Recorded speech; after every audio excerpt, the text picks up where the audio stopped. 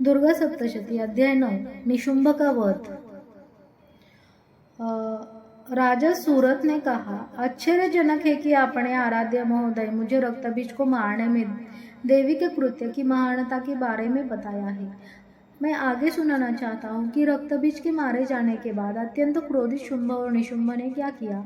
ऋषि ने कहा, रक्तबीज के मारे जाने और लड़ाई में अन्य असुरों के मारे जाने के बाद असुर शुंभ और निशुंभ ने असीम क्रोध का मार्ग प्रशस्त किया। अपनी विशाल सेना को सहारे होते देख क्रोधित होकर निशुंभ असुरों की प्रमुख सेनाओं के साथ आगे बढ़ा।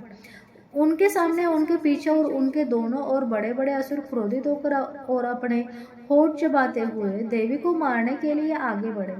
शुंभ भी जो पराक्रमी था, मात्र उसे लड़ने के बाद क्रोध में चंडिका को मारने के लिए अपने सैनिकों के साथ आगे बढ़ा और उसे घेर लिया। फिर एक और देवी और दूसरी शुंभ और निशुंभ के बीच गंभीर युद्ध शुरू हो गया, जिन्होंने दो गरजने वाले बादलों की तरह उन पर बाणों की सबसे प्रचंड वर्षा की।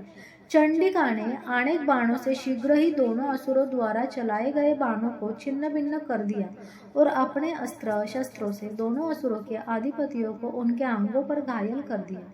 निशुंभ ने एक तेज तलवार और चमकती हुई ढाल लेकर देवी के महान वाहक सिंह के सिर पर प्रहार किया। जब उनके वाहक पर प्रहार हुआ तो देवी ने तुरंत एक तेज धार वाले बाण से निशुंभ की शानदार तलवार को काट दिया और उसकी ढाल को भी, जिस पर 8 चंद्रमा बने थे, काट दिया। जब उसकी ढाल कट गई और उसकी तलवार भी टूट गई, तब असुर ने अपना भाला फेंका और वहां मिसाइल थी। जैसे ही उसकी ओर बढ़ी, उसके चक्र से 2 भागों में विभाजित हो गई। तब दानव निशुंभ ने क्रोध से भरकर एक तीर पकड़ लिया और वह भी देवी ने आते ही मुट्ठी के प्रहार से चूर्ण कर दिया। फिर उसने अपनी गदा लहराते हुए चंडिका पर फेंकी। देवी के त्रिशूल से कटकर वह भी भस्म हो गया। तब देवी ने हाथ में कुल्हाड़ी लेकर आगे बढ़ रहे वीर दानव पर हमला किया और उससे जमीन पर गिरा दिया। जब उसका परम पराक्रमी भाई निशुंभ भूमि पर गिर पड़ा तो शुंभ अत्यधिक क्रोधित हो गया और अंबिका को मारने के लिए आगे बढ़ा। अपने रथ पर खड़े होकर और अपनी लंबी और अतुलनीय 8 भुजाओं में उत्कृष्ट हथियार पकड़कर वह पूरे आकाश में व्याप्त होकर चमक रहा था।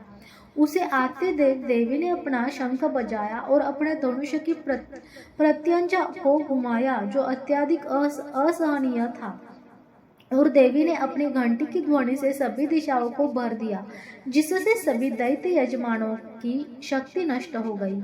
सिंह ने स्वर्ग, पृथ्वी और दसों दिशाओं की तीव्र गर्जना से भर दिया, जिससे हाथियों ने अपना हिंसक उत्पात छोड़ दिया।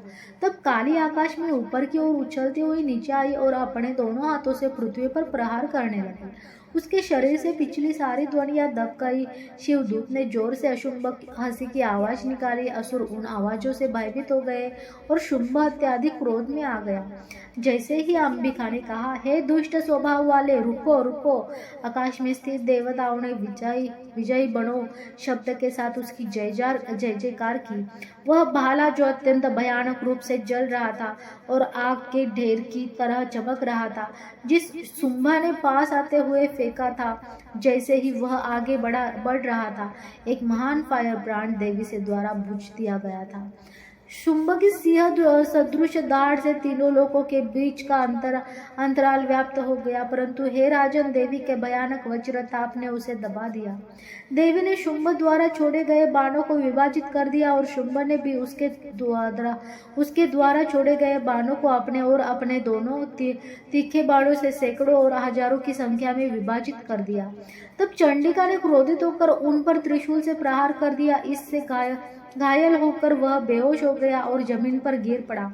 तब निशुंभ ने होश में आकर अपना धनुष उठाया और बाणों से देवी काली और सिंह पर प्रहार किया, और दीति के पुत्र धनुष स्वामी ने असंख्य भुजाएं फैलाकर चंडिका को असंख्य चक्रों से आच्छादित कर दिया।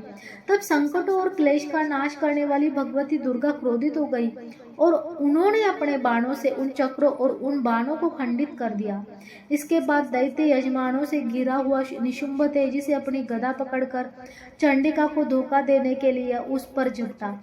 जैसे ही वह उस पर झपट रहा था, चंडिका ने अपनी तेज धार वाली तलवार से उसकी गदा को ढा दिया और उसने एक डांट पकड़ लिया।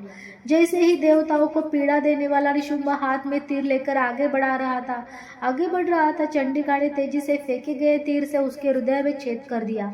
उसके निशुंभ के हृदय से जैसे तीर से छेद गया था। महान शक्ति और वीरता का एक और व्यक्ति चिल्लाया, देवी पर रुको। तब देवी ने जोर से हंसते हुए अपनी तलवार से जो आगे बढ़ा उसका सिर धड़ से अलग कर दिया। इसके बाद वह जमीन पर गिर गया। फिर शेर ने उस असुरों को खा लिया जिनकी गर्दन उसने अपने भयंकर दांतों से कुचल दी थी, और काली और शिवदूती ने दूसरों को खा लिया। कौमारी के भाले से छेद कर कुछ महान असुर नष्ट हो गए, दूसरों को ब्राह्मणी के मंत्र द्वारा शुद्ध किए गए। जल के छिड़काव से घृणा हुई, अन्य लोग महेश्वरी के त्रिशूल से चितकर गिर पड़े।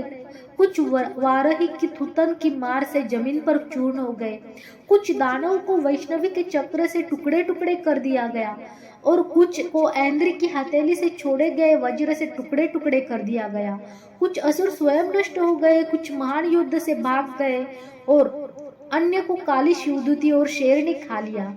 यह सवार्ण मनु के काल में मार्कंडेय पुराण में देवी महात्म्य का निशुंभ का वध नामक 9वां अध्याय समाप्त होता है। ओम शांति। जय माता दी।